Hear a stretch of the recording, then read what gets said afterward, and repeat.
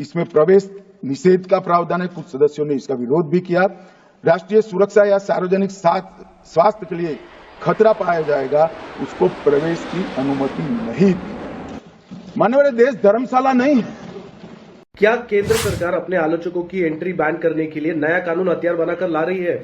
Immigration and foreigners bill 2025 में केंद्र सरकार को विदेशी नागरिकों की एंट्री, मूवमेंट और स्टे को कंट्रोल करने की खुली छूट मिल जाएगी। यानी सरकार जिसे चाहे रोक सकती है और कोई सवाल भी नहीं कर सकता। सरकार की मंशा पर संदेह करने के लिए हाल ही की कुछ एग्जाम्पल बताता हूँ। शमा सावंत, इंडियन अमेरिकन नागरिक जिन्हें भारत आने से रोका गया क्योंकि उन्होंने मोदी सरकार की आलोचना की थी। निताशा कौल, कर्नाटक सरकार द्वारा आमंत्रित लेखिका, लेकिन भारत में एंट्री से रोक दी गई क्योंकि उन्होंने आरएसएस की आलोचना की थी। डेविड बार्समियन, अमेरिकन पत्रकार जो कश्मीर और मानव अधिकारों पर रिपोर्टिंग कर रहे थे, भारत में प्रवेश करने से रोका गया।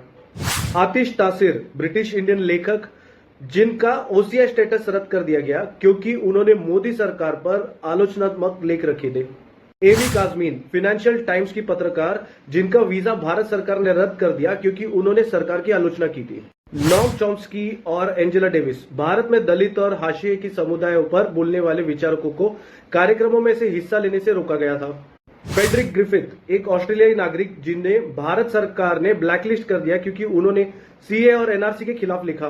लाजमी है, क्या कानून केवल अवैध प्रवासियों के लिए है या सरकार अपने विरोधियों को रोकने के लिए इस्तेमाल करेगी? क्या ये कानून उन विदेशी कारोबारियों और नेताओं पर भी लागू होगा जो सरकार की करीबी है? क्या ये लोकतंत्र की सुरक्षा के लिए है या असहमति को दबाने का नया तरीका? अगर सरकार अपनी राजनीतिक मर्जी से एंट्री बैन करने लगे तो ये लोकतंत्र रहेगा या तानाशाही? क्या ये कानून भारत को और अधिक अनडेमोक्रेटिक बनाने की साजिश है? अगर आप भी इस बिल का विरोध करते हैं तो इस वीडियो को हर जगह शेयर करें। क्या आपको लगता है कि सरकार इसे गलत तरीके से इस्तेमाल करेगी? कमेंट में जरूर बताना। लेकिन ये सिर्फ और सिर्फ गोभी है तो पंपकिन है। जय हिंद, जय महाराष्ट्र।